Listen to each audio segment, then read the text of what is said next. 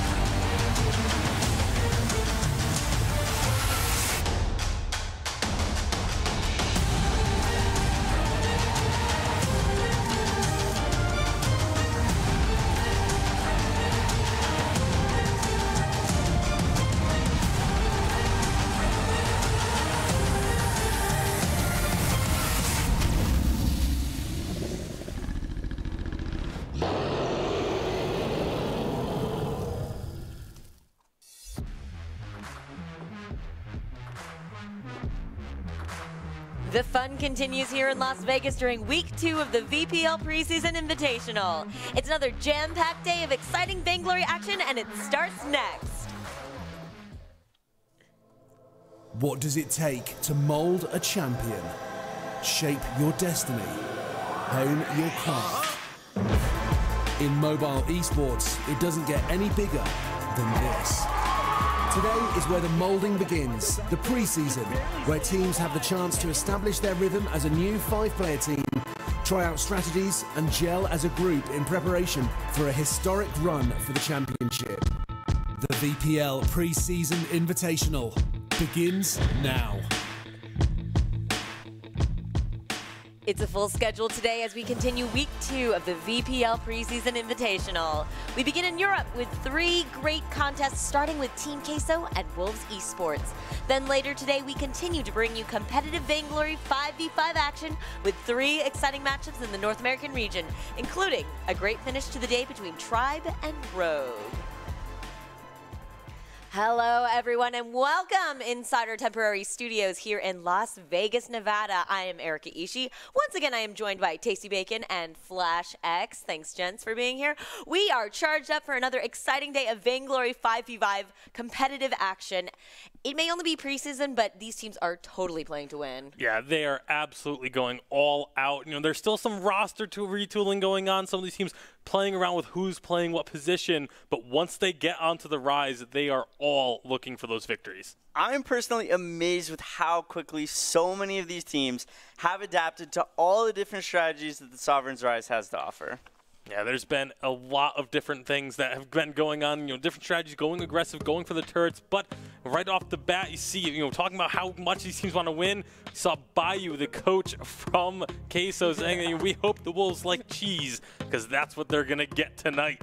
And so, obviously, a lot of confidence coming out from Team Queso. I really appreciate that their name lends itself so well to puns, because, again, really love cheese puns. I don't know. But, I think they're a little cheesy. Oh, no! I think they're tasty. So our first match of the day features Team Queso, who is one of Europe's best teams.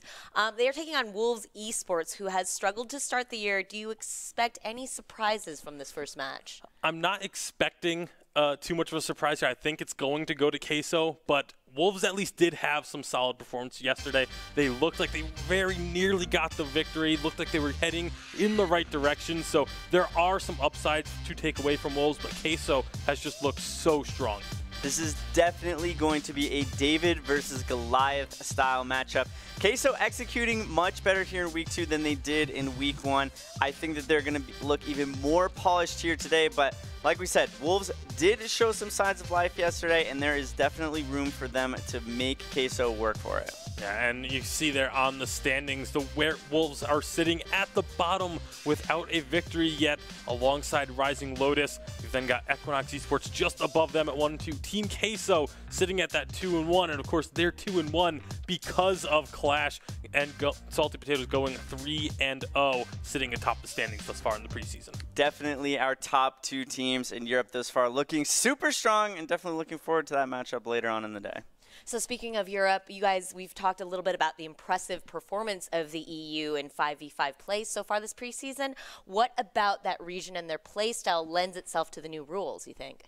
They're so much stronger in 5v5. It's a night and day difference compared to 3v3. So much more aggressive. They're so much more polished. They have a very good understanding of the macro control as a whole, and that definitely lends itself to setting themselves up to just play really well throughout the entire season. Yeah, we've been talking for almost 2 years that we want to see Europe get more aggressive. We want to see them making more shot calls, more decisive play from them, and we're finally getting it. It just took a little bit of a reset going into 5v5 for that to happen, but I'm so happy that it has happened now. Yeah, it's been interesting seeing the changeover with that. But actually, one of the biggest stories this past week did not have anything to do with esports itself, but is about the newest hero, Malene.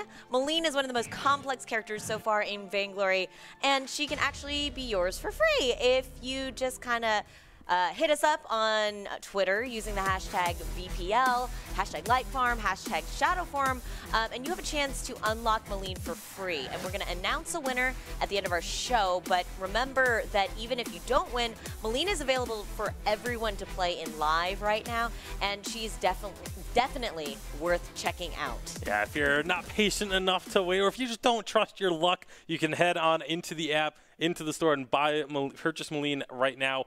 Get onto the Rise or back onto the Fold. Still available in 3v3 as well. But Maleen is amazingly fun to play. So much of a high skill ceiling for her that we've never seen in Vainglory. Super well designed by SCMC, pushing that skill ceiling ever higher. Definitely excited to see Hero now with 5 abilities hitting in Vainglory. Definitely going to be excited next weekend to see those pros get their hands on her. Fantastic. Well, it looks like we're in the draft right now, so let's go and take a look at the picks and the bans. As we get on into this one, we're going to be seeing, again, Queso on the A side, Wolves on the B side. So that first pick is something that has been up in the air a lot. A lot of different heroes have actually been filling that very first pick slot. We've seen it be the Lyra. We've seen it be the Tony. We've seen it be Kroll. We've seen it be Celeste. Like, there's a lot of different options for these teams, but it all depends on what they actually take off the board. And we're getting to that first pick now. It is going to be the Lyra because of Kroll and Churnwalker being the bans. Churnwalker, an interesting one. Not a very hotly contested pick. Definitely not in Europe. Maybe it's a comfort pick that one of the guys on Wolves is very comfortable with, and that's why Queso took it out. Or could be a throwaway ban to set Queso up to get one of the power picks. I was going to say, not even so much a throwaway ban. It's also just a ban to the captain. We've seen a lot of these teams start to take other captains into the lanes and try and play them as more carries or even just another utility captain. And if you do that, you ban away a captain, you first pick a captain. If your opponents don't pick a captain in this rotation, you can get another 1 or 2 captains taken off the board and really limit the options of your opponents. Absolutely. Wolves definitely going to have to make some interesting decisions here. If I'm on the side of Queso, my thought process would be, okay, 2 captains already off the board. If Wolves takes another one, which they did with this Tony right here, they're either going to get Samuel or Celeste. I'm assuming they're going to take Samuel. They've also shown to be very comfortable on Varia as well.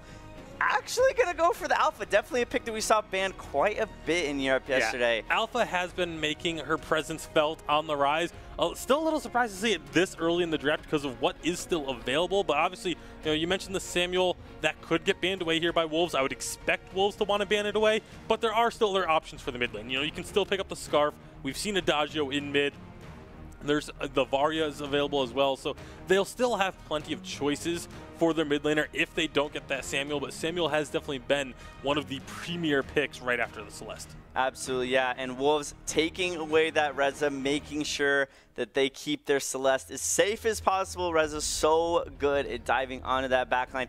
Queso answering, that's a bit of an interesting ban, taking the Taka out of the equation as well, making sure that if they go for these mages with Lyra and the ability that Lyra enables her team to be able to just kite, without those dive heroes in the mix anymore, that should set them up for some very backline. But Wolves going with this Samuel, Queso needs to find a little bit of a range in their composition. Yeah, a little bit of range. I mean, the Taka ban, I think it makes a little bit of sense to me just because you already have the Alpha. Alpha and Taka fill very similar roles in 5v5 with kind of being bruiser-ish assassins in a sense and having the ability to dive onto the backline. So they got one of those heroes. They said, you know what, we're going to be the only one allowed to have a hero like that.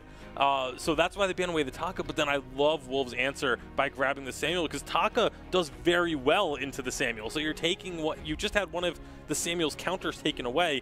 Why not grab him for your team? Queso picking up the Catherine too, though. This is a little bit different style of drafting we've seen on Team Queso. Maybe they're just having a little bit of fun today. Taking the Scarf, I like that a lot.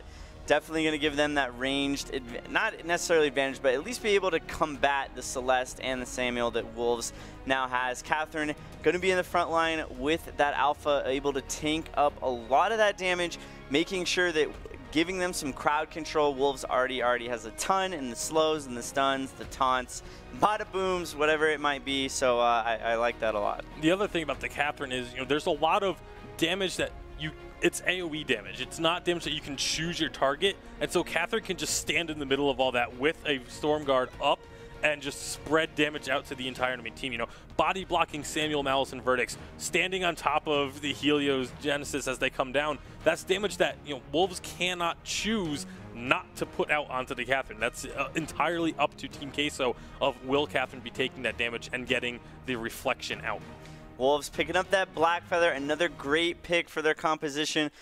Now they have a little bit of dive, so if they take another range here on the side of Queso, they're going to have to watch out for that Black Feather. He's going to be able to use that Rose Offensive to get through the Bright Bulwarks, whatever it might be, to get onto those backline carries.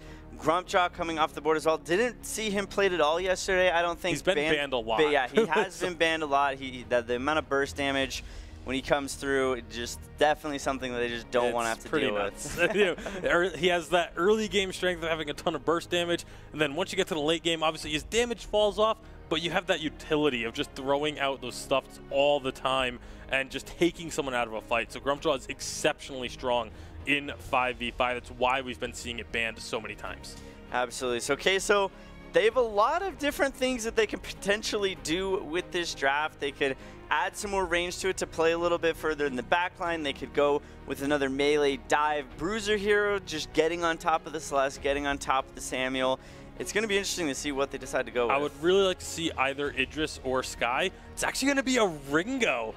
This is not something that we have seen very much on 5v5. Ringo's kind of like old faithful in Vainglory. You know, he's always seems to be having a place in a meta. Like, he's never the premier hero, but he's always at least a solid constant. He's never like behind the meta. So it'll be interesting to see. Likely going to end up on Hundor. He's been the one who's playing that bottom lane carry the most for this team. So it's not really a hero that he's well known for, but he's been playing a lot of heroes that he hasn't really been super well known for thus far. Not a lot of protection for Ringo in order for him to get onto those backline carries that are going to have so much range. I mean, he's going to have a Lyra and a Catherine. That's basically it. If Alpha is not on top of those backline mages, he's not going to have a lot in between him and the enemy heroes. Yeah, it'll be interesting to see if he's going to go for the weapon route or perhaps a Crystal Ringo. I'm not a fan of Crystal Ringo on 5v5.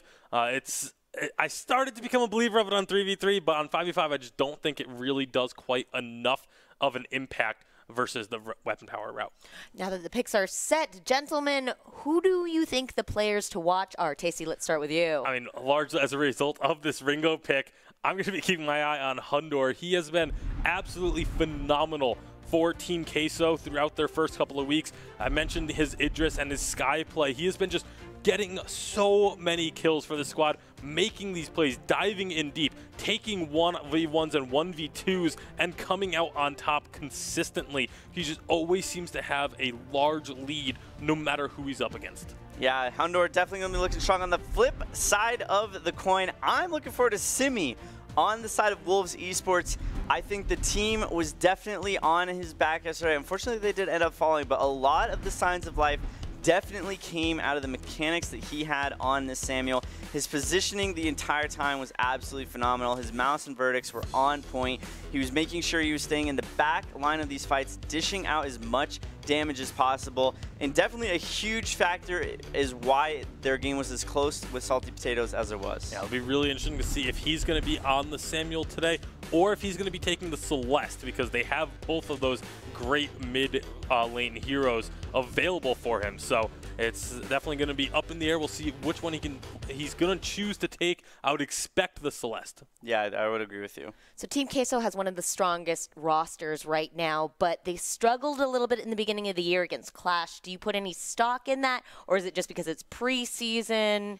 I think it's just it's preseason. It was the first game. Clash came out surprising everyone with how aggressive they played, but it's also the fact that, you know, these are the top two teams, arguably right now on paper. Salty Potatoes in that discussion as well, so I don't really put too much stock in one game, though. All right, the game is on. Let's go to Stress, Cass, and Dowsy. Thanks very much, Erica. Welcome, ladies and gentlemen, to the European VPL Preseason Invitational Clash. Team Queso, in fact, versus Wolves here. We were just talking about Clash, who took an early win over Team Queso at the beginning of the season, when most people, I think, Stress, were thinking that Team Queso would be the dominant team in the EU. Yeah, when you look at the history of the lineup as well, everybody kind of suspected they would do very well. Now, this is actually a bit of an interesting change from what we saw yesterday and then the previous week. We are seeing the invades onto the Crystal Tree, but it's delayed. It's actually as the minions have already arrived into the lane.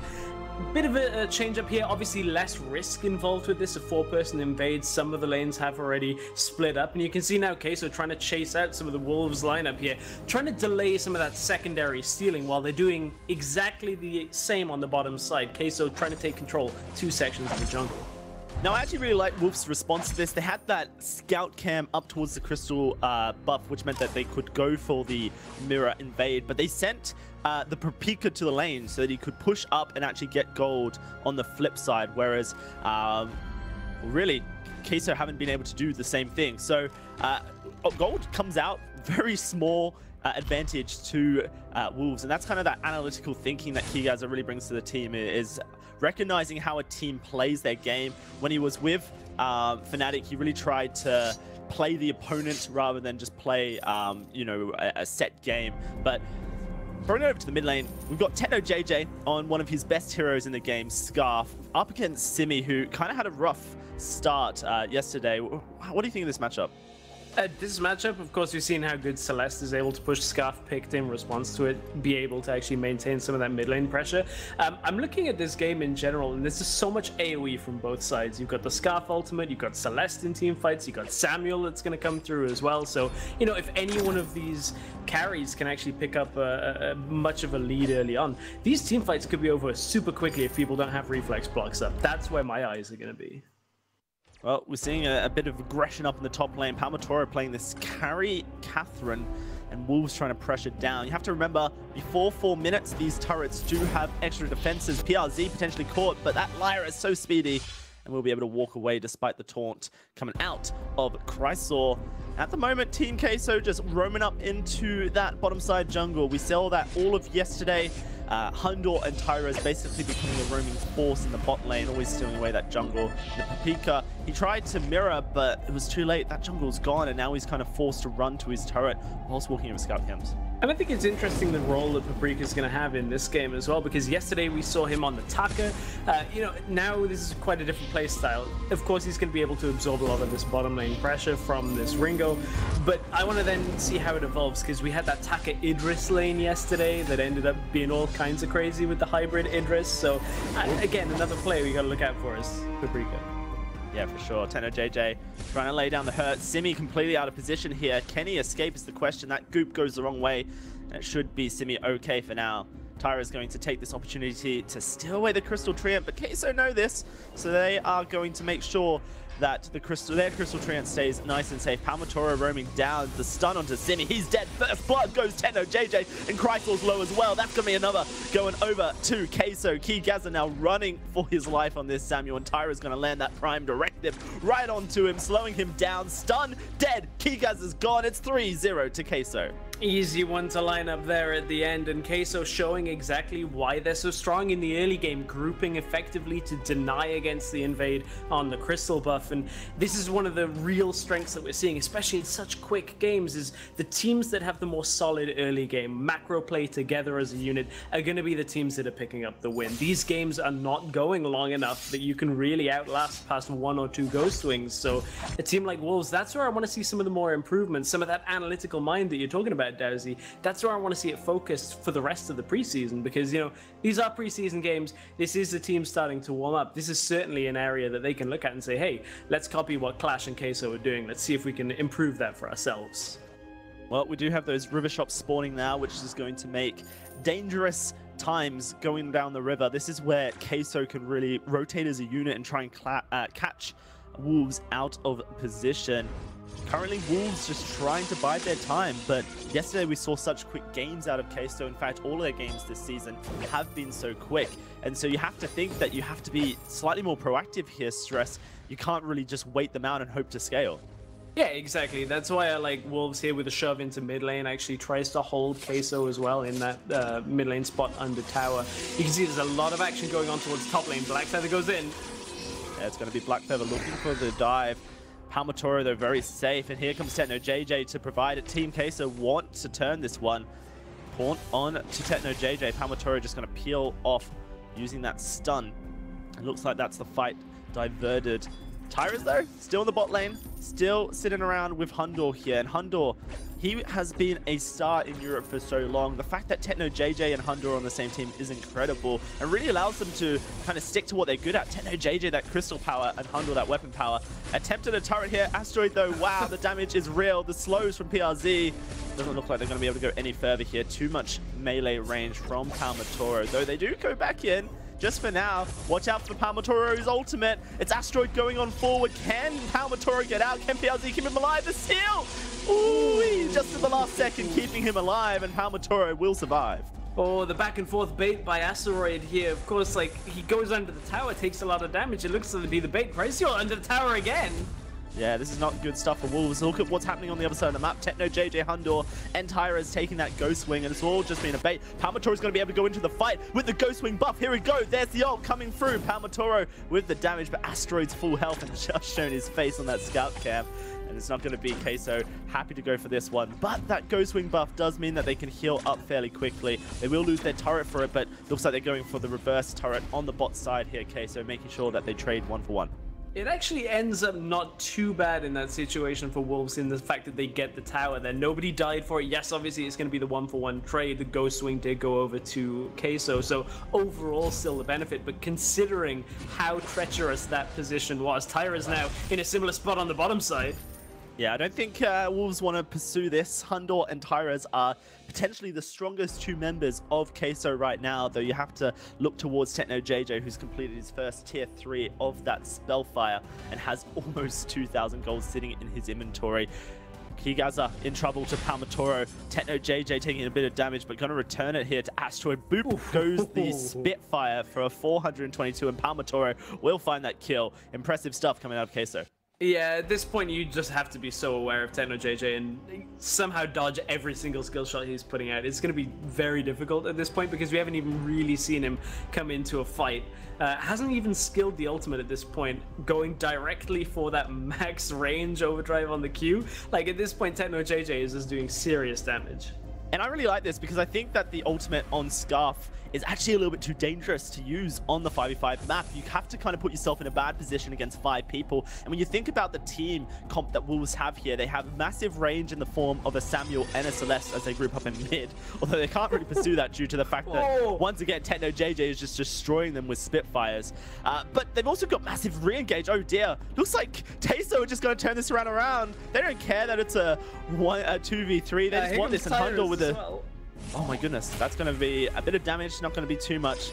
Palmatoro, Asteroid, top lane, in trouble. Is Roundor finding a kill in the mid lane, but I think Asteroid's looking for the one on Palmatoro. No, PRZ will save him. That's going to be turret going down in the mid lane. 5-0 here, and a cheeky 6,000 gold lead already for Queso.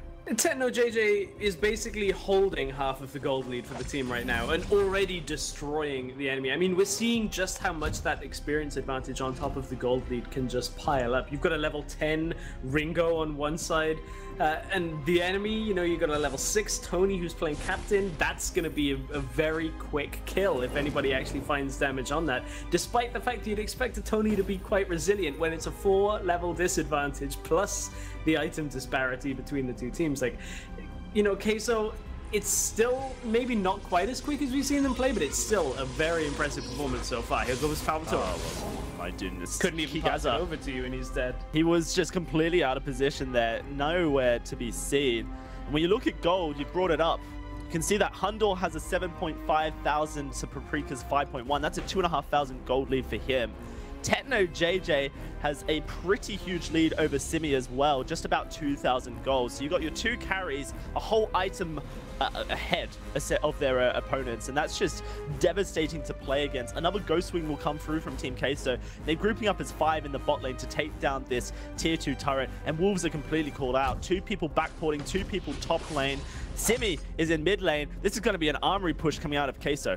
Yeah, and I want to really highlight, if I have a moment, just that it was the fact that Queso pushed out. I don't have the time. No, it's going to be bada bing, bada boom. Wolves want to engage under the turret, and Tyrus will take a lot of hurt for it. Here comes that huge Spellfire, Hellfire Brew just to burst everyone with some AoE. And Queso could just re-engage any second here. Good Crucible comes through from PRZ to block up that Oblivion. This turret is going down. Whether Wolves like it or not, it's just a matter of time. The minion wave will be arriving in about 10 seconds. Yeah, they have the regeneration as well from the Lyra. They've got the Ghostwing buff still active, so that, when they're out of combat, is going to be helping them too. Like, this is just such a sustained push. And there's not a whole lot the Wolves can do without a full-on fight, but they're so far behind that they're just getting poked down, chunked down again and again behind this tower, and it's sure to fall. Boom! Tyrus takes out King Gaza and the turret as well. That's going to be him rebooting. Simi's in trouble. Look at the damage. Hunter with the block in the middle of the team fight, but he doesn't care. He's just going to kill them all. Asteroid trying to find the work, but he pops down. It's going to be Tony jumping in to his death, and that is 4 members of Wolves dead. Team Queso with the 12-minute victory. The Vein Crystal will fall. They've done it so cleanly, Stress.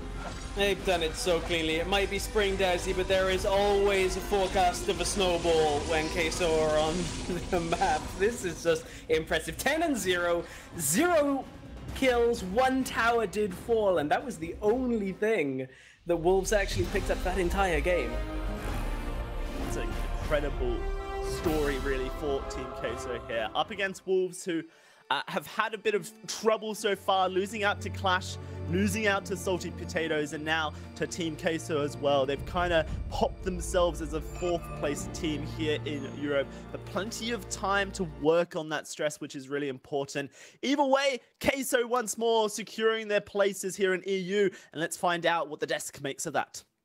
Thanks so much, guys. Wow, okay, so Queso defeats Wolves. What are our thoughts on the game? 1 turret away from a perfect game. We haven't seen a perfect game yet on 5v5. That's the closest we've come, though. Yeah, that was super clean. Much better macro play. Pretty much what we expected. I don't think too surprising, but yeah, definitely nicely done by Queso for sure. Yeah, I mean, this was, we said at the start, David versus Goliath. Wasn't necessarily expecting to be quite so one-sided there, but definitely did expect Queso to be the superior team there, and they looked like they were in a different class. No big surprises there. Well done to Team Queso. But let's take a look at some of the highlights from the game. What are some moments that stood out here? Definitely. Oh my God! What is going on? I love this. Wow. Can we? Okay. Clearly, we've got to. That's how Queso's feeling right now. So that's exactly how Queso's feeling. So for all of you wondering, we do not get told about things like that beforehand. No, they just kind of we get messages. I got messages late a Friday night from our production team like, "Hey, we've got a surprise plan for you guys on Sunday," and there we go. So what you saw there was footage from yesterday after we wrapped at the office. Thanks so much to the team for that. But I think do we actually have highlights, or is it just us? It's just us? Okay, all right, here we go. Yeah, definitely. After Queso had that Ghostwing buff in their pocket, this is exactly what we saw a lot of throughout the season thus far. Teams need to be able to push this advantage. Don't be scared to fight when you have that Ghostwing buff. You just got to be coordinated, be on the same page. As soon as Samuel stepped up a little bit too far, he got chunked down. Alpha went in, dropped him with that prime directive, and just opened up the entirety rest of that team fight, and really the rest of the game. And you see, Wolves did make some good strides there. They got the damage on the Alpha, but they could only drop her into the infinite reboot, and then they had to back away from the fight. And at that point, when you're running away from a team that is so far ahead and has so much range, like what Queso did, they're just going to be able to chase you down and find those kills. So, again, it wasn't even though they didn't get any kills, there were still some things that looked positive for Wolves, but it was just as expected. Yeah. So if you missed it yesterday, we were having a little bit of fun since we are in our temp studio with a green screen. So Not as fun as those dances, though. That's No, we can do it ourselves, you know. Like, they didn't have to pick fake bodies. They could have just asked. You could have just asked us. We would have danced. I don't know. Right? They made me look pretty Erica good. would have danced. I would have danced. She's got the moves. I'm up for dancing anytime. But all kidding aside, we are super excited when we can actually get into a real studio that is not a chicken coop. You know, let's take a look at this really awesome new Vainglory studio. Competitive Gaming has a new home in Las Vegas, the Aria Resort and Casino. The PokerGo studio, in partnership with ESP Gaming, the name behind the Vainglory Premier League. A state-of-the-art, multi-million-dollar showplace, streaming lounge, and the most advanced tech to bring you mobile esports like never before. Welcome to the new home for the Vainglory Premier League. Hot new digs. All right, but let's dive into our next game of the day. We've got Equinox Esports taking on Rising Lotus. And guys, these are two teams that are struggling right now to consistently sort of start up the year. But what are you looking for today that they could get kind of ironed out? I mean, there's a lot of things that can be kind of proven here today between these two teams. Obviously, you know, a lot of struggles between both of them. Rising Lotus still looking for a win, whereas you've got Equinox only one win thus far on the preseason. So this is kind of where you determine where you stand in the standings. You know, are you going to be in the middle of the pack, or are you going to be sinking to the bottom? Nobody wants to be sitting down there at the bottom. So this is an important matchup for these two teams. Yeah, absolutely. Definitely, you know, not the top teams in Europe right now, but they still have a lot to prove. These guys are still working out the kinks, figuring out what synergy and what strategy is going to work best for them. And I think that they're definitely excited to get into it and prove that they can compete. Yeah, and I mean, one of the things that we've been seeing in a lot of these highlights was actually getting beaten by Sky. So that's one of the things we want to focus on for this matchup is the Sky pick. She's thus far the highest win rate of any hero that has been picked at least 5 times with an 83% win rate. She's been very popular for a lot of teams, but Equinox and Rising Lotus have not played her yet this preseason. So I'm curious to see, you know, are they going to put a little bit of focus onto this hero? Are they going to try and grab her?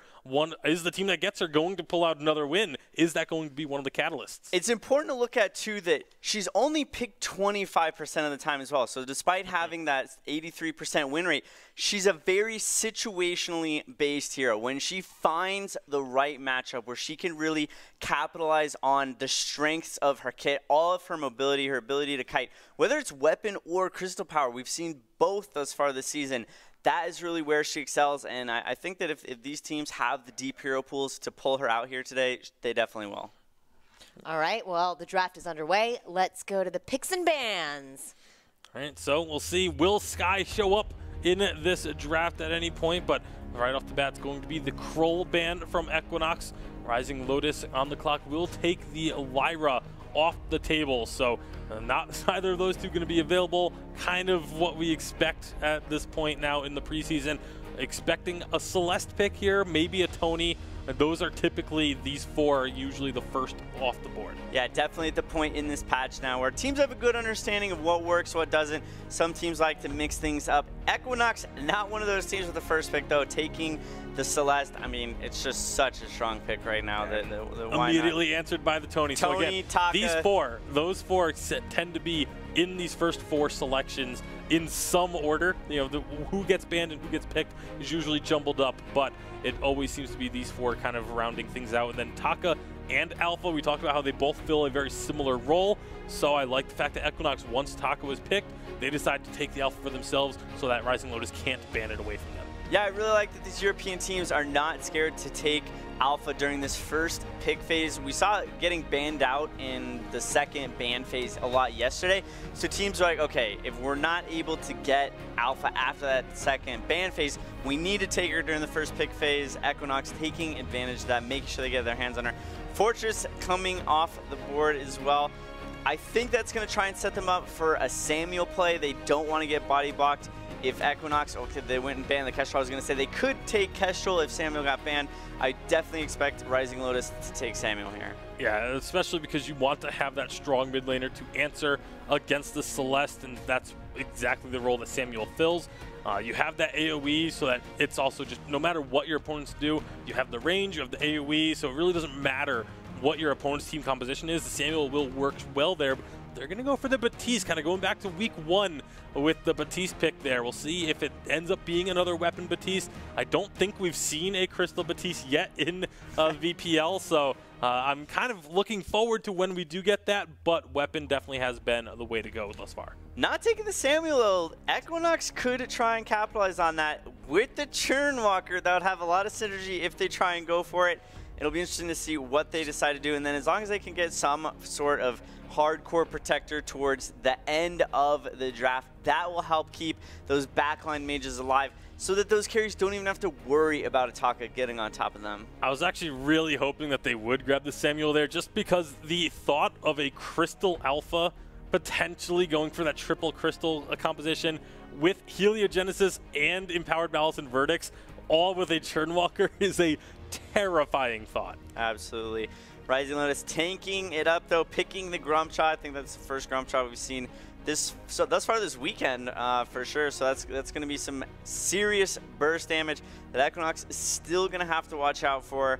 And right now, though, they're very much lacking in the range department. It's 4 melee bruisers for the most part. So they're definitely going to need to make sure they're getting something so that they're not just getting completely kited away from the back line. Yeah, and you got to look towards that mid lane, and really the only option left that a lot of teams have been running would be either the Scarf or the Adagio, and I don't know if Adagio would be the right pick in this composition, so very likely going to be the Scarf pick, but there's a potential for Equinox to take that away. It's highly unlikely, but if you know that that's really what your opponents are going to be looking for, you could try and take it just to deny it, but they are going to go ahead and grab the Catherine. That is a seriously bruisey front line that Rising Lotus, despite there's a Samuel coming in last pick, so they are going to have those AoE Malice and Verdicts, able to put out a lot of AoE damage into those melees, but it's all going to come down to execution.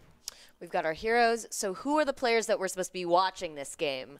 Flash. For the side of Equinox, definitely going to have to keep our eyes on Alex SS. He definitely looked good throughout the first week.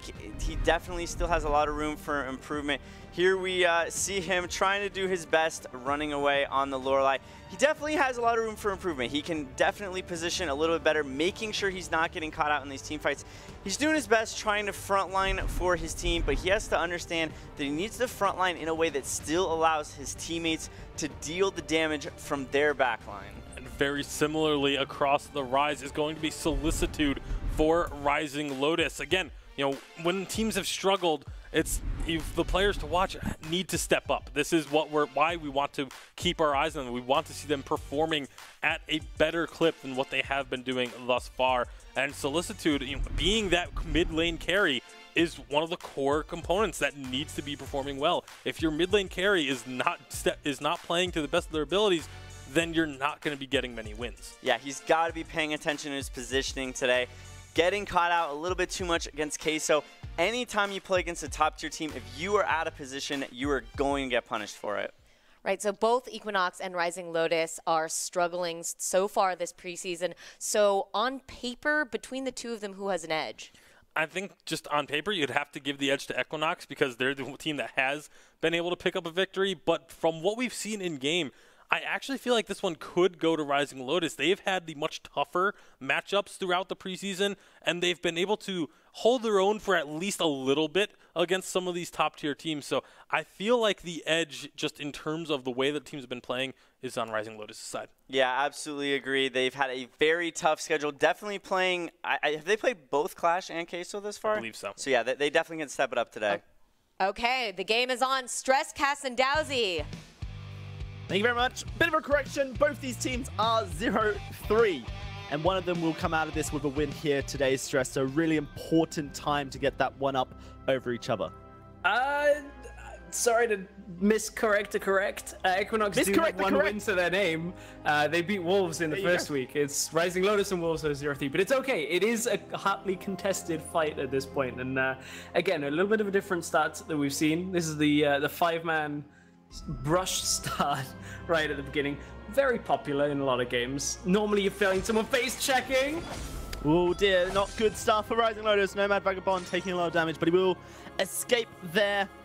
Now we will see Equinox go on in. So, with Equinox with a victory over Wolves earlier on, now Rising Lotus looking to try and get their first here. I mean, Rising Lotus has had a tough start to the game. They've gone up against Salted Potatoes. They've gone up against Clash, I believe. Both these teams sitting up at the top of the leaderboard. Clash clearly one of the strongest teams in the EU. It's really right now with so much experience on their table. You have the likes of Nomad Vagabond, down in the Koa, Cracks. All these guys have played at top level. They need to find their footing here really in the EU. Yeah, definitely. And, you know, on the other side, Equinox haven't had the easiest start for themselves. They had that game yesterday where they unfortunately had connection issues and ended up being a loss for them. But we did see one good performance out of Equinox. Against Wolves, they had the Celeste. It was looking pretty good for them. And they're in a similar situation here today. Now, I feel like this isn't going to be another quick game. I think we're going a little bit later on in this one. I think these two teams, it's probably going to resemble the Wolves Salty Potatoes game from yesterday, where it's very scrappy, very back and forth. And that's where all of this crowd control is going to need to stick. You know, heroes like this Churn Walker, if you can get those multi-chains off, if you can manage it in fights, that might be the difference maker. Well, we'll have to find out if the Churn Walker can do that on 5v5. I think he's been fairly lackluster so far from what we've seen. Yeah. But, we're really going to have to see if Alex SS can do it. The issue is, like, Churn Walker on 3v3 was one of the strongest heroes and definitely was the hero that had so much influence at the Vainglory World Championships in December. But 3v3 is such a different game. Churn Walker has so much more to tank here, so many more chains to land, so much more to do, and it makes things so difficult. Bit of a fight breaking out in the mid lane, but it should be diverted. Alex SS, the one taking the brunt of the damage, will be able to escape just about. But, you know, we heard from the desk that he's good at tanking up damage and he's good at being that front line, but if there's no reason to do it, then don't do it. Yeah, and it's going to be tough enough as it is to land without Tony running forward and landing in like a multi-person taunt, like with that cone out in front of you. Like, super difficult to make these team fights work. And Savantu now is going to be trying to take away some of the enemy jungle. Will run into Cracks and Vagabond at this point. Yeah, seeing if he can't do some work here. I think he should be okay for now. Does manage to escape. Kieran was kind of just waiting, lurking, maybe setting up something, but he gets spotted by that scout cam in the bush. Oh dear, mid lane, it's a dive, and it is going to be the death of Viking there as Alex SS next to go. Luger trying to come in to help out, provide the peel that the captain needs here, but Keanu Ko and Solicitude, oh no, Alex SS, can he escape? Unnecessary to recheck there. It's not like the Churn Walker is going to be able to steal those camps away very easily. Yeah, exactly, but this is almost exactly the same play that Clash used against Queso in the very first game of the preseason invitational. Now, they pick this Baptiste, the Grumpjaw together, they pair them around and just move them between their topside jungle and the enemy topside jungle. Farm it out, get an experience advantage, and utilize the early game damage of Grumpjaw, and then just go aggressive. Nomad Vagabond really making Alex Viking's life hard here in the mid lane.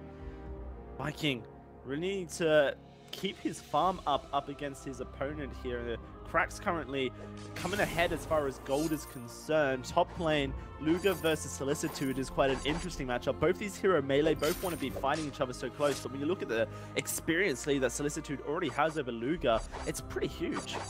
Yeah, and I want to touch on why that is. Now, of course, you're in a Catherine Baptiste lane setup. Like, Catherine's not going to push you in too quickly. Baptiste being able to visit it with Grumpjaw every so often and leave the lane in a fairly neutral position, then drop down into the enemy jungle, steal away the camps, get a little bit of that shared experience. And look, they're level 6, both of them, pre-5 minutes. They can now swing around to mid lane and look to go aggressive with this Grumpjaw ultimate. Like, this is a very dangerous situation for Equinox to be in. 4-man mid right here.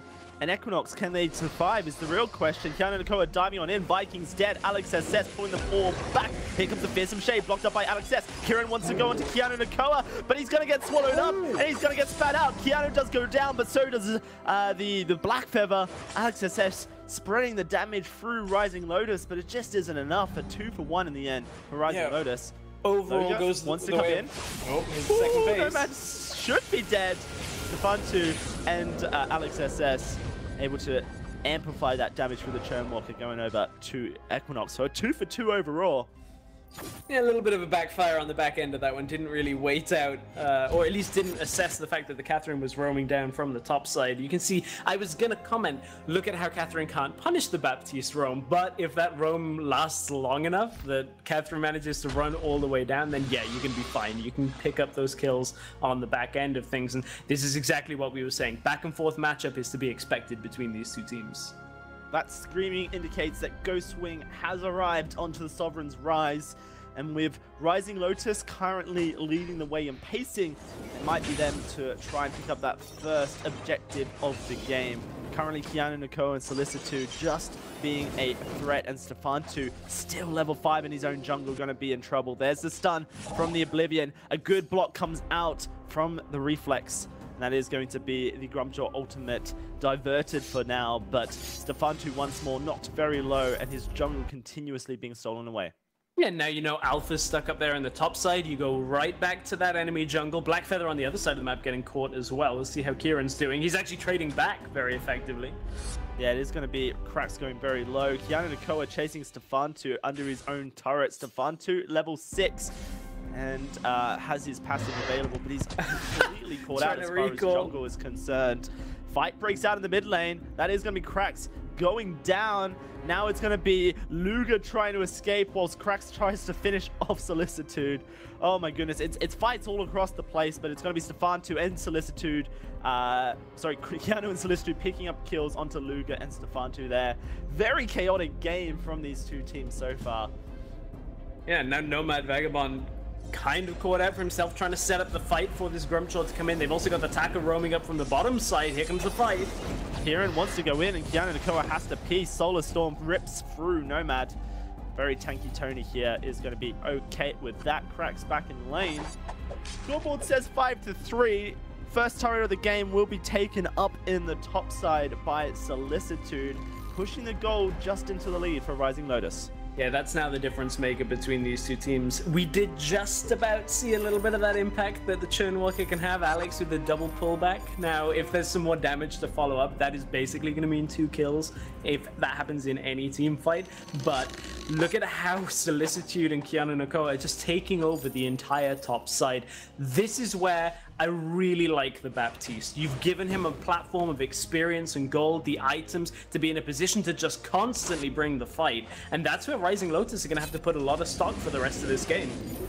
Yeah, no, for sure. Rising Lotus now roaming down towards the bot side. Going to be 5 men there.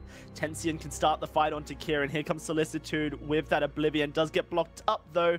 Maybe they turn heads towards Ghostwing, or maybe they just 3 men all the way to mid and set up a fight. Either way, it's Rising Lotus who continuously are making the moves. Yeah, for sure. Like, have you seen how quickly Baptiste does Ghostwing when you build in weapon power and get a lead? This thing is crazy. Like, it's almost the same as, like, when you put a crawl in front of it. But again, Keanu Nakoa going against aggressive mid lane just kind of tanks the tower. Not quite on the same page as Cracks by the looks of it. Yeah, a little bit unfortunate there, because didn't really need to go aggressive. The Ghostwing had been taken. They could have set up a 3-man dive in the mid lane, push that turret down.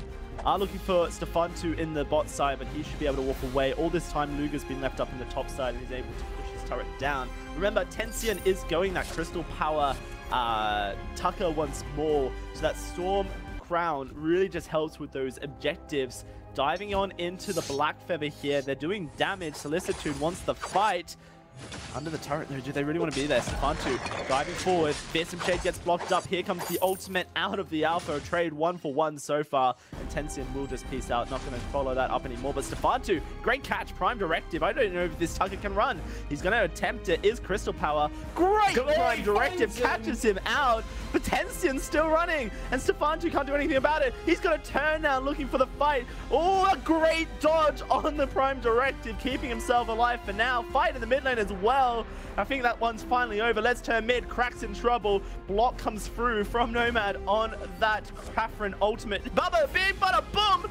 Vikings under a turret, not where he wants to be, and Nomad's going to try and follow it up. This is messy, but Rising Lotus pulling all the shots. Nomad trying to make the play. Solicitude finding a kill onto that Alpha in the bot side, and Rising Lotus still continuing as Cracks on the back line with the Oblivion puts that Churnwalker to sleep. Tensian comes in and starts to clean up, but Kieran's here. here, trying to look for executes. Can he find them? That's one for the Black Feather, but he goes down quickly to Tucker.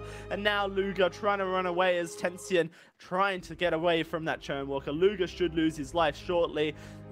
Storm Guard shield won't keep him alive for too long. 3 kills go to Rising Lotus, just the one traded for it, and now group up in mid lane. Oh, the fight went on so long, the Solicitude was right the way back. Now, that Taka did just end up falling on the back end of the fight, but look, you can just hear the Baptiste swinging away. That whole fight was so precarious between what looked to be maybe Equinox taking it in some certain portions of it, like that Alpha play in the bottom side, finding the blind dash onto Taka. Like, that should have been a kill, but well outplayed by Temptation. Like, this is just such a knife edge game back and forth between these two teams. It's only just under 2,000 gold between the two of them, and they're gonna fight again. Oh wow, Viking's in a lot of trouble. He's going very low, but Nomad Vagabond, can he survive is the question. Yeah, he can. Walks away very happy. That's just gonna be that Churnwalker left for dead as Alex SS and Viking lose their life in mid.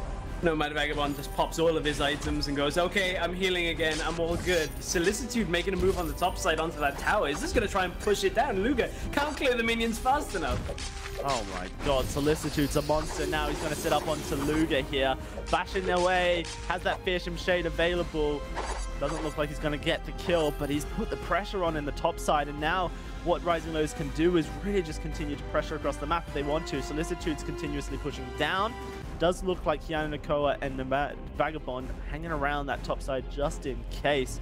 12-7, and it's only a 3,000 gold lead, would you believe it? Solicitude currently battling it out. Where's the rest of his team? He's all by himself. Fearsome Shade has to come out. No, he's just going to lose his life. Kiana Nakoa dives on in to a 5v1. And yeah, I think Nomad Vagabond makes the right call. See you later, alligator. That's a big mistake by Rising Lotus. Yeah, it feels like Equinox looked at the map and said, okay, there's a Taka in the bottom lane, there's a Samuel in the mid lane, and there's 2 of them in the jungle. Let's just go kill them. And that was an easy 5-man pickup. I mean, I know Solicitude feels very strong. He has himself the breaking point as a completed item, so these fights lasting a while benefits him, but it doesn't matter if it's 3 or 2 versus 5. Like, you are going to lose that fight. Right now, it is Equinox trying to find that Ghost Swing.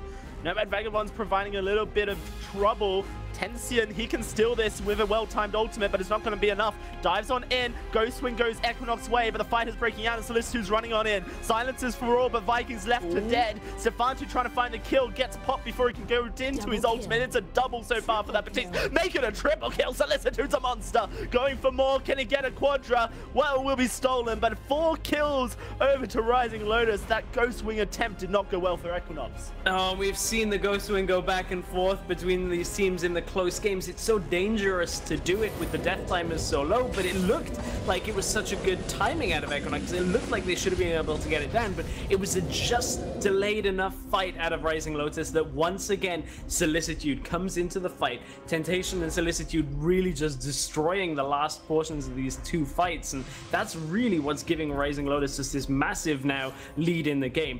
It's still 4,000 gold between these 2 teams. It's not the most. It's going to take a Black Claw to separate the 2 of them, but certainly Rising Lotus are in a great position. Oh, for sure. Solicitude has about 1,500 gold over his laning opponent, and currently the person with the most gold, Viking, is behind his opponent, Cracks, and that's just due to the fact that Rising Lotus have been playing the map. They've been getting those global objectives where possible. Now Equinox are the ones to group mid. There's going to be a turret push coming out of them. That turret should go down. Oh, it's 5v4 though. Rising Lotus looking for it. It is. It's 5v4. Make that 5v3. And Equinox, they are in a bit of a trouble. Luger trying to run away. They're going the wrong direction. The good and Fearsome Shade will knock everyone back. Stefantu tries to dive on in. Viking trying to get away. Good. Ultimate comes out of Alpha, but she will pop very quickly, and I think that might just be the end of the Rhine as Viking gets died by Kiana Nakoa. He should go down. So shall Luger in just a second, you would feel. It's going to be an ace coming through from Rising Lotus just as the Black Claw spawns. Yeah, right in time. Get that regeneration, head over there, push the lanes back out, and make sure you can secure it for yourselves. And Rising Lotus did a pretty good job of splitting up and separating away from a lot of the AoE damage that was gonna come out. We saw Viking try and reposition, try and get himself into a spot where maybe he could just output more damage, try and get a little bit more, but it wasn't to be. Rising Lotus just able to spread out, take the fight for themselves, and now they're gonna spread themselves a little thin here. Sending Grumpjaw down to the bottom lane is a tad risky if Equinox can get to the Black Claw. That was a nice attempt at a snipe there, but it's actually way too quick. Grumpjaw has to back away, concede a little bit of room. Now you allow the mid lane push, potentially push out the top lane as well. You don't want to be playing on 3 lanes at this point. It would be too easy for them to take a fight, but this game is all Rising Lotus. Yeah, it looks like they're splitting up a 1-4 setup with a Solicitude pushing down that top side. Here's the Black Claw burning down the turret, and Equinox are grouping up. It's going to be a 5v5 fight starting up. Fearsome Shade knocking 2 to the side, and Rising Lotus quick disengage to make sure they're not in too much of a trouble. Alex is trying to escape, whilst Nomad Vagabond front lines, but he will fall for it. Captains are now both down, a 1-for-1 trade. That turret will fall, exposing that armory, and oh dear, Stefantu's gone down without using his ultimate. Solicitude diving on in. That's going to be a double kill now for Cracks on that Samuel. Armory should fall very shortly as Keanu Nakoa potentially in a bit of a bind. Trying to find the damage, can't quite do it. His team's just taking down the Vein Crystal, and Equinox can't really do anything about it. It's gonna be a kill going to Solicitude as Viking, last man standing, trying to do his best, but he can't. And the Vein Crystal will fall to Black Claw's punchers. Rising Lotus are going to find their first win of the European VPL. A good win out of Rising Lotus as well. While it was a close game for the majority, a well-timed fight right as Black Claw is spawning, using the advantages they'd built up with this Baptiste. We talked about the Baptiste Grumpjaw combination in the early game and how you can accelerate his game through. Well, there exactly is that carry Baptiste. You saw it go off. Taka was doing pretty good as well. Just too much damage at the end, and then they get the Black Claw push down for the win. Thank you so much to Stresscast and Dowsy. Guys, thoughts on the game? I mean, we said Solicitude needed to step up, swapping roles up to the top lane instead of the mid, but boy, did he ever step up. An incredible performance on that weapon power Baptiste. Yeah, Tentacion, on the other hand, too, on that Taka, an absolute menace. Taking down Celeste at the start of every single team fight. That was something that Equinox really struggled to deal with. When you don't have those protectors and there's a Taka on the other team, it's very hard to manage. Yeah, and that's exactly kind of where the game went. It was those two, Baptiste and Taka, both got a lead and just completely dominated. Baptiste was always able to put pressure on the top lane, and as a result of that, multiple members had to try and respond to him, and it left other lanes vulnerable, and Rising Lotus did a great job of taking advantage of that after we got about to the mid-game point. The early game was very even and very back and forth.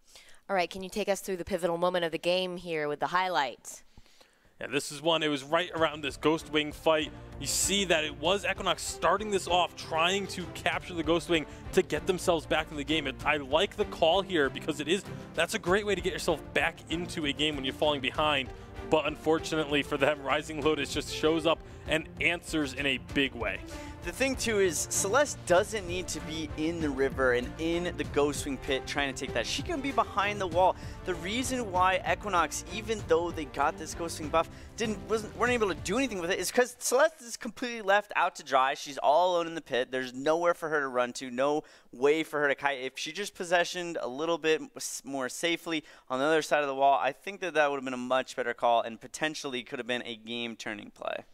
Thanks so much for the breakdown, guys. But before we get into the next matchup, we want to remind you to follow us on our brand new Instagram account. It's the only place to see behind-the-scenes stories and awesome moments from the VPL. So you can find us at Vainglory Esports. And speaking of exciting new things, please take a look at our awesome new home that we're going to have coming up this season. A new home in Las Vegas, the Aria Resort and Casino. The PokerGo Studio, in partnership with ESP Gaming, the name behind the Vainglory Premier League. A state-of-the-art, multi-million-dollar showplace, streaming lounge, and the most advanced tech to bring you mobile esports like never before. Welcome to the new home for the Vainglory Premier League. Awesome. Well, it is time for the final match of the day for the EU. It's an incredible one. We have 2 undefeated teams right now. Clash, Salty Potatoes, Clash and Salty Potatoes are squaring off. Guys, this is the game we've been waiting for all day. Yeah, the battle of the unbeatens, the fight for first place. One of these 2 teams is going to suffer their first loss here in this game, and neither of them wants to be the one that has to do that. Sneaky said it yesterday. It's definitely an uphill battle for them. They're definitely got to keep their composure. Clash, a very good team. Their macro play, probably best in the world right now, and definitely looking forward to seeing what Salty Potatoes is able to do. Yeah, I mean, it's, as we mentioned, Clash of the Unbeatens, no pun intended there, but you can see at the top of the standings, it is Clash and Salty Potatoes 3-0. One will move to 4-0.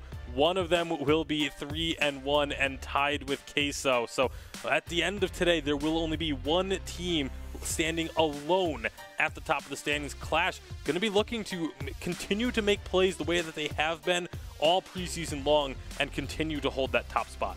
It's definitely important to note, too, even though these teams are both 3-0, Clash has arguably had the much harder schedule. That is something that I think is very hard for people to understand, and it gets underestimated. Salty Potatoes, on the other hand, a little bit of an easier schedule, playing against a lot of these teams who have shaken up to be at the bottom of those points table, but definitely looking to prove that they are the best team in Europe here today. Yeah, just because you haven't necessarily played against the top teams yet does not mean you are not a top team yourself. So this is why Salty Potatoes have a lot to prove.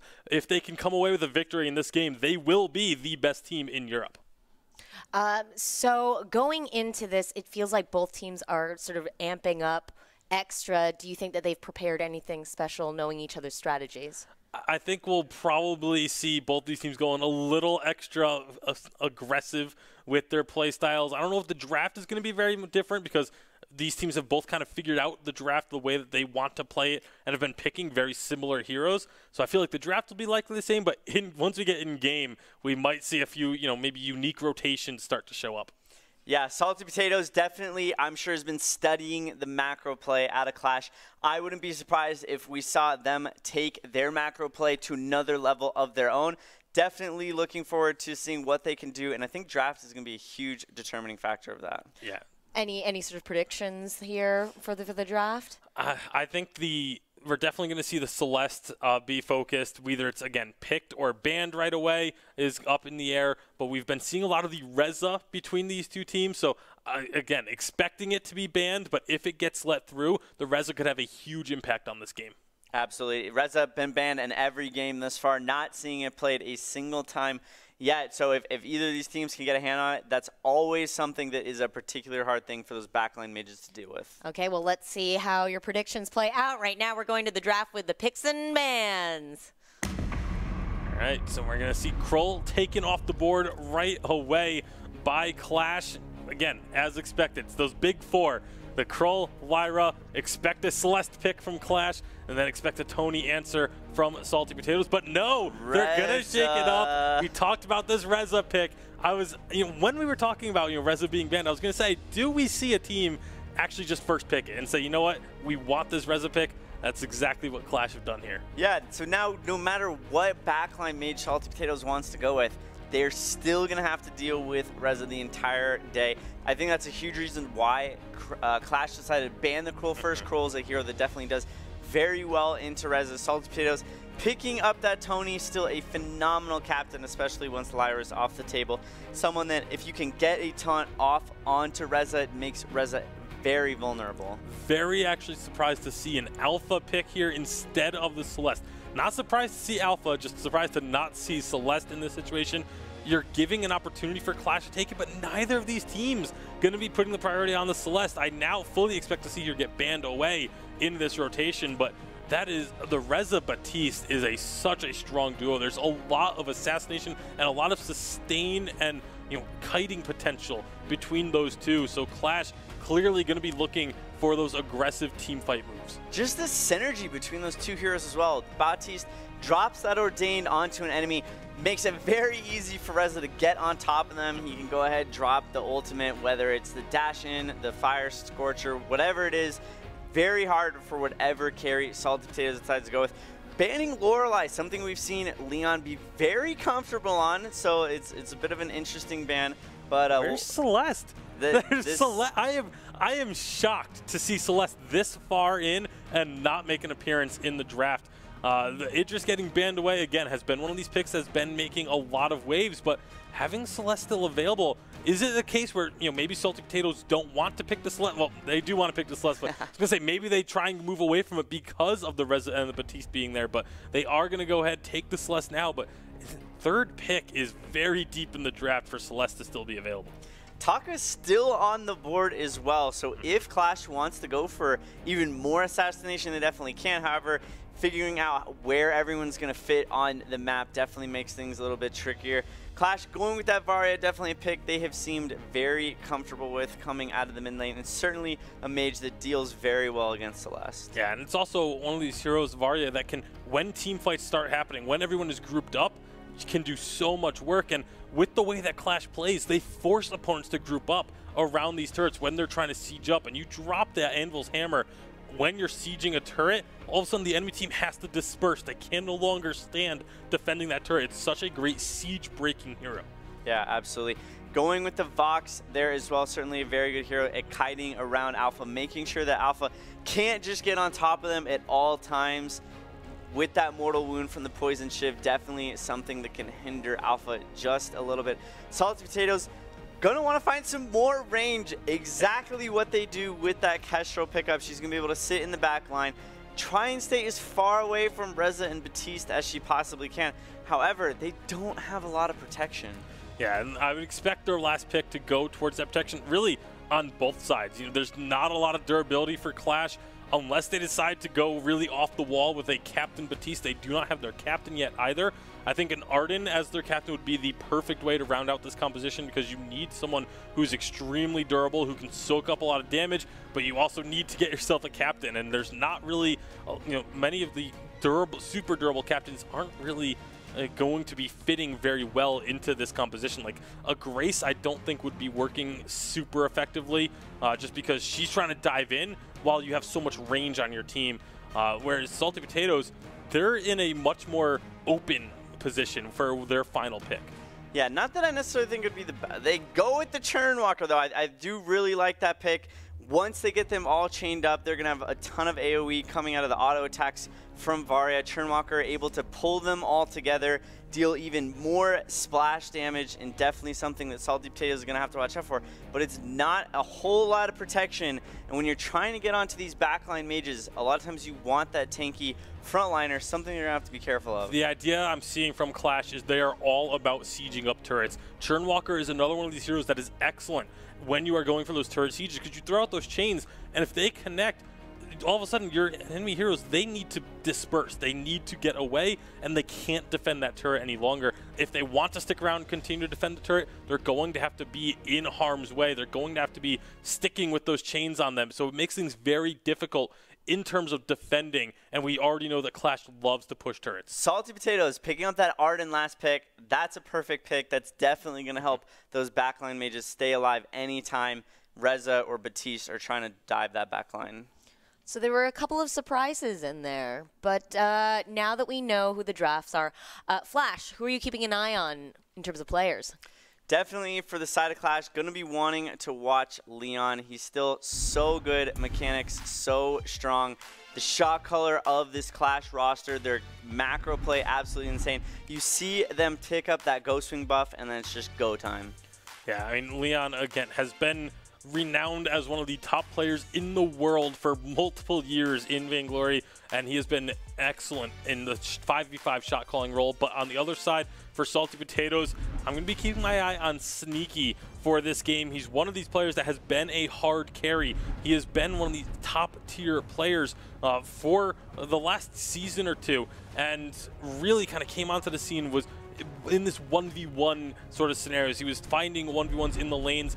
Not going to be so much the case in 5v5. You don't really have as many 1v1 potentials, but he is still a massive playmaker for this squad. I'm looking forward to, if he is going to be playing that Reza in this game, you have to keep your eyes on him at all times.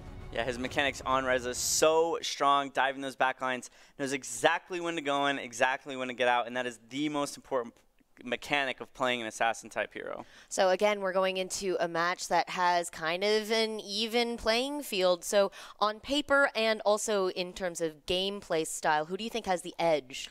I'm leaning towards Clash just because, again, of the strength of schedule and just how dominant they've looked. Yeah, Clash's macro play is untouchable right now. All right, it looks like the game is underway. Okay, we're going to go to Stresscast and Dowsy. Take it away, guys. Thank you very much, Erica. It is first place teams tied up here in the EU VPL. Both these guys 3-0. One of them's going to take the lead over the other very shortly, Stress. Somebody's got to, but I'm still fairly new to Vainglory here, Dowsy. I got a question for you. I'm looking at the Clash lineup. I'm seeing a lot of carries. I'm not seeing a lot of tankiness. Am I correct in saying that this seems a little bit more like a glass cannon strategy than a lot of the ones we've seen in the last week or so? Yeah, no, for sure. This is a definitely more aggressive style coming out of Clash. Carl playing that jungle Batiste will go a little bit more tankier for sure, become a bit more of a bruiser in that playstyle. And Leon, of course, on this Churnwalker has so much healing available to him, and he will become tanky as well. But when you look at this zone playing that glass cannon, Reza, Netolet's going to be picking up that Vox, and then of course I'm the Doom in the mid lane on the Varia. Those are very tanky heroes that are really going to have to play well. Speaking of that, ooh, this Clash, is not a great they've spot. been triangled. Can they get out of this one alive? Carl and Leon. Well, it's just going to be Carl going down to begin with, but can Leon get out as well as the real shout. Has boots, pops them, runs away, but first blood to Salty Potatoes. And now this is the danger of running a multi-carry composition where you're looking for heavy damage and not a lot of tankiness is Salty Potatoes. Maybe this is the start they need, because if you get ahead of the curve on becoming tanky before the enemy damage kicks in, that typically is where you can start to see these squishier compositions start to run out of steam. Now, a lot of trading across the board. Leon still getting fought by Sneaky in that bottom lane, but throwing out the hooks. He's landed way more than we've seen today already in this game. When it comes to Churnwalker, Leon definitely knows how to utilize this hero to its maximum efficiency. Remember that Churnwalker's passive heals him for any damage that is dealt to his opponents, and so he really knows how to call his team in to provide the damage so that he can become that frontlining threat that Churnwalker was so powerful at being on the 3v3 version of Vainglory. If anyone's going to make it work, it's Leon. Here in the mid lane, it's I'm the Doom, setting up the damage, and Churnwalker just amplifying it. Doesn't quite have his A ability ready yet to throw it at Joker, so we're not going to see a kill just yet, but that damage already is so devastating. Has to be respected, as well as also another push from Varia. We of course have seen her go back, pick up a little bit extra. Of course we see quite commonly a little bit of extra attack speed because of the passive from Varia. You're able to send that lightning chaining through the minions and push out. Of course see that pretty commonly as a first back on that Varia, but at this point this is slower than Clash have played in every single game that they've had. I'm not going to rag on them too much, but at this point they've normally got 5 or 6 kills. Okay, yeah, no, I see what you're saying. It is definitely a shorter pace, and currently it's Salty Potatoes who are on the board. One thing that is quite interesting is the AoE available to this team. I'm the Doom's Varia, of course, when he chain lightnings, that's a lot of AoE, but then you've got the Churnwalker to provide damage to multiple targets through that AoE. You've got Vox here, who's just providing AoE in the resonance bounces alone. Looks like it will be a weapon power Vox based on the items in his inventory. Aeon just stole away the crystal orb. Just moves in, steals it, runs away, he's out. This is a really good macro play coming out of Salty Potatoes. Yesterday, I think a little bit of criticism, Stress, honestly, to the messiness of their game against Wolves, who are currently sitting at the bottom of the leaderboard. But right now, they're really holding Clash to their own. Yeah, they are. This is a pretty good early game. And as we say that, Aeon checks right into 3 members of Clash.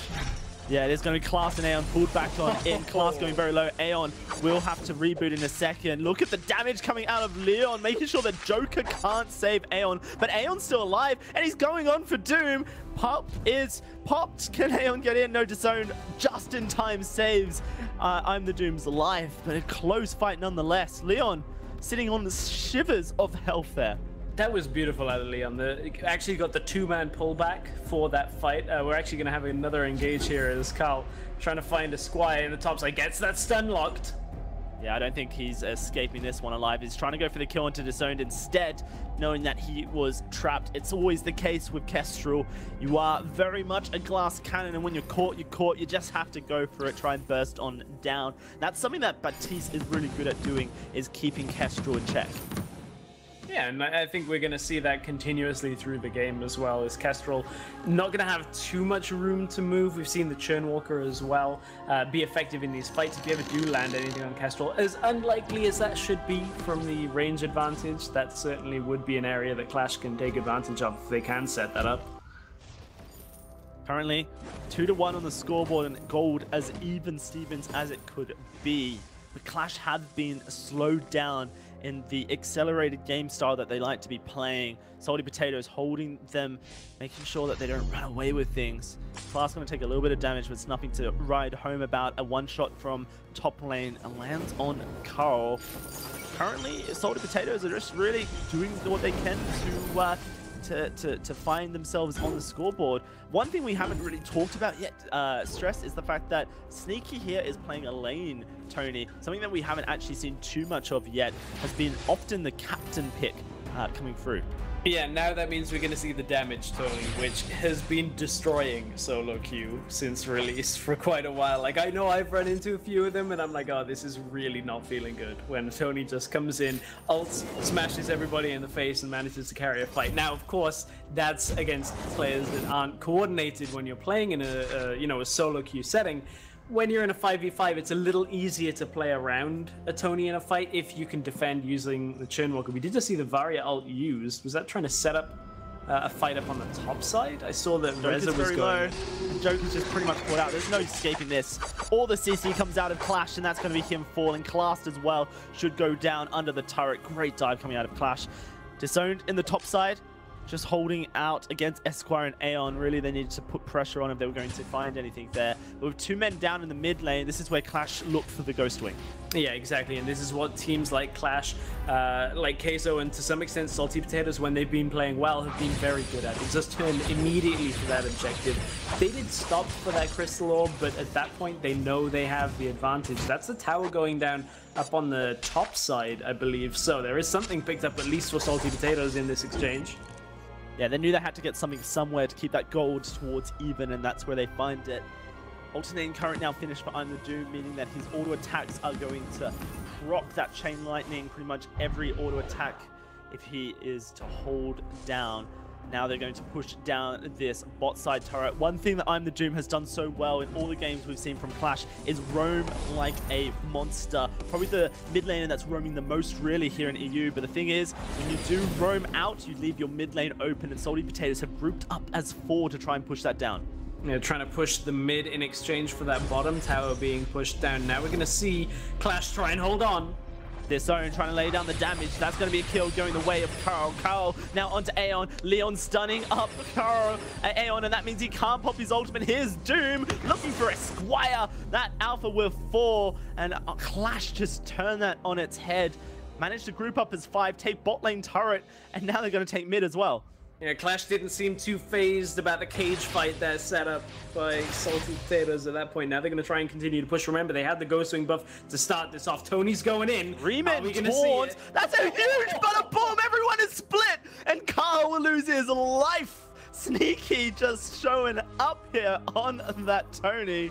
What a crazy hero that is. That's exactly what I was talking about. I mean, normally you see that kill all 5 people after the end of the fight, but still 1 kill is enough for me. Sneaky making his presence felt in the end of that fight. And Salty Potatoes, this is where we've seen them in these scrappier games. We saw them versus Wolves yesterday go really tooth and nail into a bloody game. And if that's a playstyle that they're more comfortable with, that's not something Clash have been faced with. Clash have not been put on the back foot many times. So if they can drag this into a little bit of chaos, maybe that's how you can beat one of these teams that seem to be so clean and so crisp.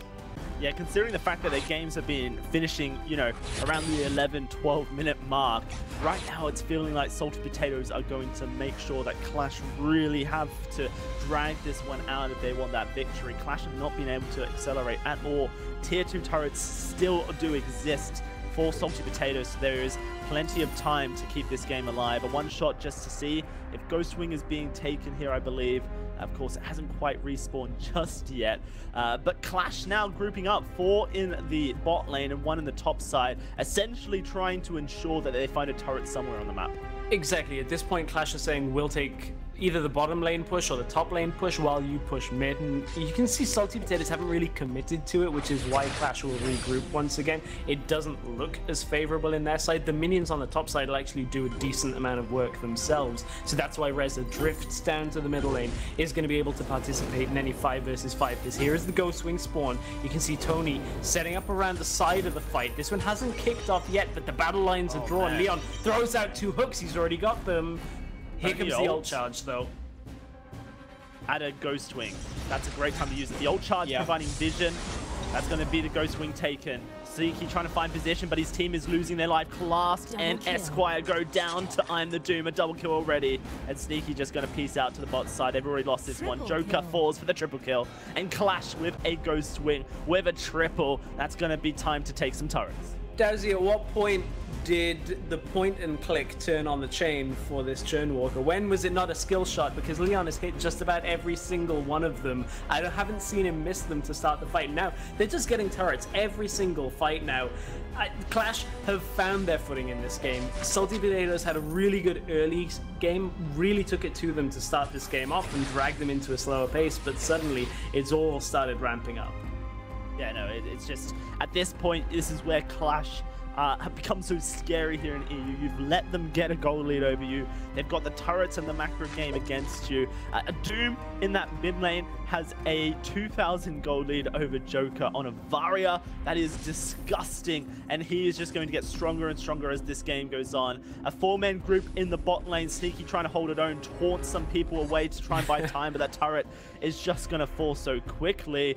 Another one goes the way of Clash, and Salty Potatoes, realistically, nothing they can do. Yeah, not a lot to do there. If that taunt does land as well, you've got to be careful. You can at least back your way out. Sneaky knows how to play that precariously, but Clash looking for more targets around the mid lane here. Big burst of movement speed. There's the dart forward for that Varia. Decent amount of damage comes out, forces a couple of blocks, and at this point, Clash are going to back themselves away. They know that they don't want to overpush here. That's the key thing. They can see some easier objectives to take for themselves. The orbs, the top lane tower. But is it as easy? Because Joker has actually picked that one up. Yeah, it is 2 men from Clash in the mid lane, getting rushed down. Joker landing some damage onto Doom. Good damage as well. Here comes the Solar Storm. Oh no, the global ults both miss. And that is going to be I'm the Doom surviving with just a bit of health there. 13 minutes on the clock, and Salty Potatoes, best shot they've had to take down Doom, lost unfortunately. He's going to go back to base, buy up, and head back to the party. And they lose the tower for it at the same time. That's the real disadvantage. Oh dear, double fearsome shade inside that cage. Esquire and Sneaky can't get into this fight. There's the barrier roll from downtown, and that's going to be the first kill going Carl's way. Sneaky will fall as well, unless he can butter boom out. No, he can't. Double for that Batiste. 2 men down. Mid lane is pushing up, so is that top side. Huge wave stacked up with a captain minion as well, and Clash recognize it. Straight up they go to find that tier 2 on the top side. Yeah, they'd already done the work on the outer tower, and now they're looking for the inner one as Clash. They had that wave set up, you mentioned it. A lot of strength here. They may even look to move this into the armory. There's still 5 seconds on Sneaky here, so they can push the minions down and at least pick and choose now. Do you push mid back out? Do you stay top? It's mid that they want to go for because Ghost Wing has spawned, so you can move all the way down for another Ghost Wing take. Yeah, this time, this is where Sneaky Potatoes really have to make something happen. Everyone has their ult charges ready to go, I think, apart from that gauntlet, realistically. It is going to be a Solar Storm flying through, but Leon blocks up half of it, so it's not going to do much damage. One shot just a second too late. Was a good angle, though, found by Esquire.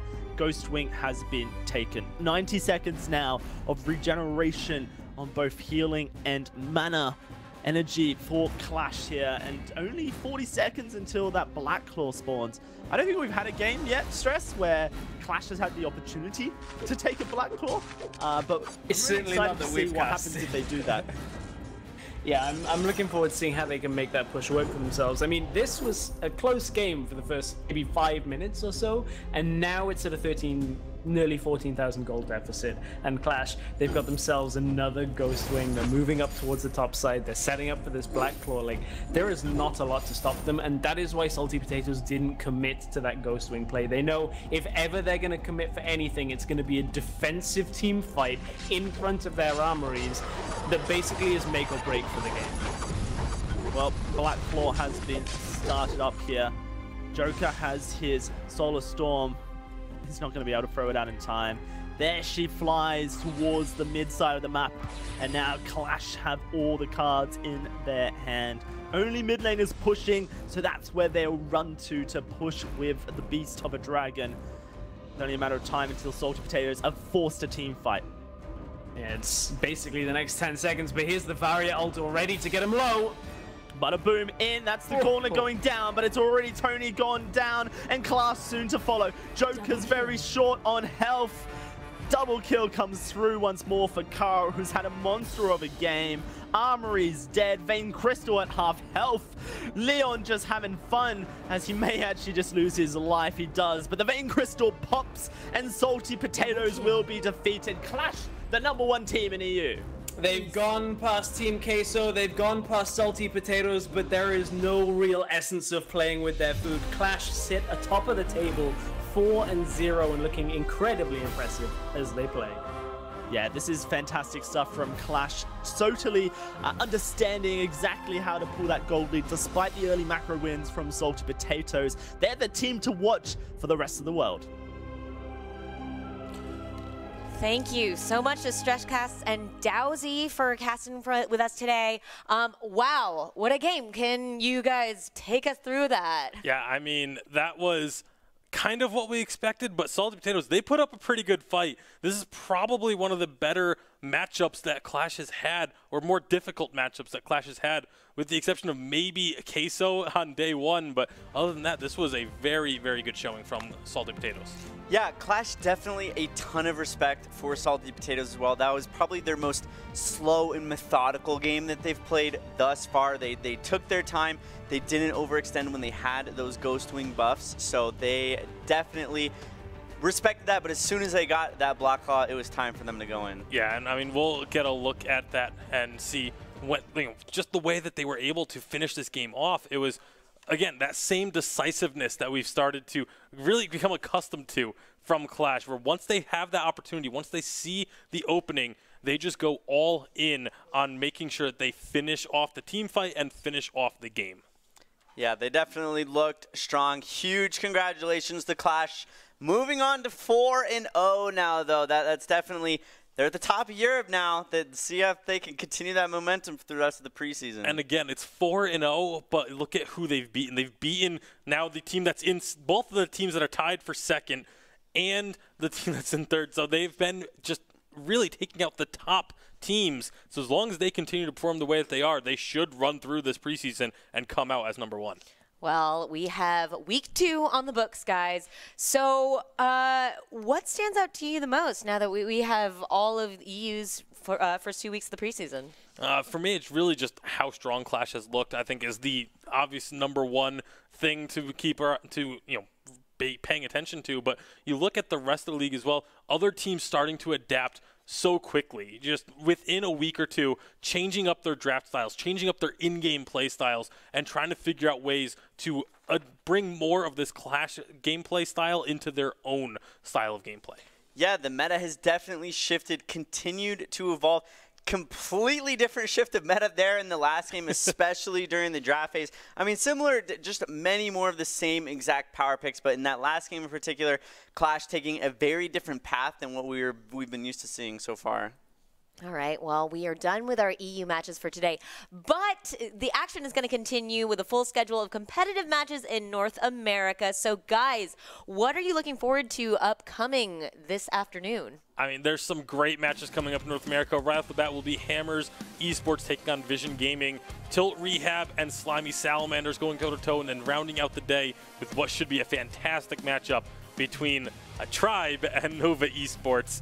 And so it should be a really fun set of games. Should be Tribe and Rogue. It looks like we got a little bit of Tribe and Rogue, sorry. little bit of a mismatch on the graphic with the logos are correct. I the caught team one of names them. Are I not. caught one. Yeah, well done, well done. But it's going to be Tribe and Rogue, definitely going to be the highlight match of the day. We haven't seen Tribe play too much, so we're definitely looking to see them on the fold and or the Sovereign's Rise, excuse me, and seeing what they're capable of taking care of. Fantastic. We're all looking forward to it. But also, in case you missed it, Vainglory is running a community challenge for everyone who's playing Malign to reach 777,777 kills. And after one day, all of you have already scored over 300,000 kills. And if the goal is met in the next couple of days, there are going to be bonus essence drops after every match you play, so make sure to get out there and take them down with Malign. And speaking of Malign, before we say goodbye, it's time to announce who's receiving a free download of Malign for hitting us up on the Twitters. Krusky27 is going to be awarded the brand new Vainglory Hero free of charge. Thank you so much for hitting us up and using the hashtag VPL, hashtag Lightform, hashtag Shadowform. We're going to be giving away another one of those later on today, but we're also going to be back with our North American games in just over an hour. Signing off, I'm Erica Ishii. I'm with Flash X and Tasty Bacon. Take care, guys. We'll see you here soon.